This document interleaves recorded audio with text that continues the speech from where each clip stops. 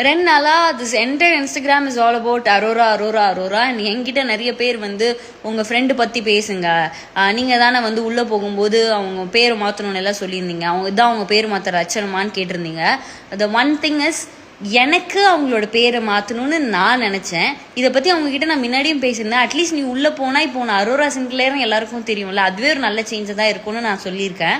And அவங்க வந்து என்ன ஒரு மைண்ட் செட்டில் இருந்தாங்கன்னா, எனக்கு உள்ளே போய் எனக்கு என்ன தோணுதோ, எனக்கு என்ன ஜென்யூனாக தோணுதோ நான் அதை பண்ணிக்கிறேன் அப்படின்னு சொல்லிட்டு உள்ளே போனாங்க. அவங்களோட ஃபோன்லேருந்து, அவங்களோட இன்ஸ்டாகிராம் அக்கௌண்ட்லேருந்து யார்கிட்டையுமே இல்லை, ப்ரொமோஷன்னு ஒன்று அவங்க சைட்லேருந்து கிடையவே கிடையாது.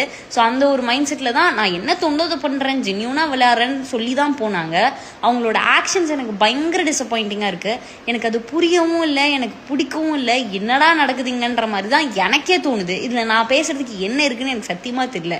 இப்போ இதுவே அவங்க என் கூட இருந்திருந்தாங்கன்னா, மச்சா இது சரி, இது தப்பு, இது உன் வாழ்க்கைக்கு நல்லா இருக்கும் நல்லா இல்லைன்னு என்னால் சொல்லியிருக்க முடியும், என்னால் சொல்ல தான் முடியும். அதுக்கு மேலே அவங்க எடுக்கிற டிசிஷன் எல்லாம் அவங்களோட ஓன் மைண்ட், பிகாஸ் அது வந்து அவங்களோட வாழ்க்கை. இந்த மாதிரி அவங்க என் பக்கத்தில் இருந்திருந்தாங்கன்னா, மச்சான் இது கரெக்டாக இருக்காது, இது உன் வாழ்க்கைக்கு கரெக்டாக இருக்காதுன்னு நான் கண்டிப்பாக சொல்லியிருந்திருப்பேன், நான் கண்டிப்பாக வித்ஸ்டாண்ட் பண்ணியிருப்பேன். பட் ஆனால் இப்போ அவங்க என் கூட இல்லை. She somewhere that I couldn't even reach and tell her, மச்சான் இது சரி இது தப்புன்னு என்னால் சொல்லக்கூட முடியாது. And also you people are expecting me to talk some shit about my own friend. என்னால் அது பண்ண முடியாதுங்க. என்னால் ஒரு இன்டர்நெட்டில் உட்காந்துக்கிட்டு எனக்கு ரொம்ப பிடிச்ச என்னோடய ஃப்ரெண்டை பற்றி தப்பாக பேச முடியாது.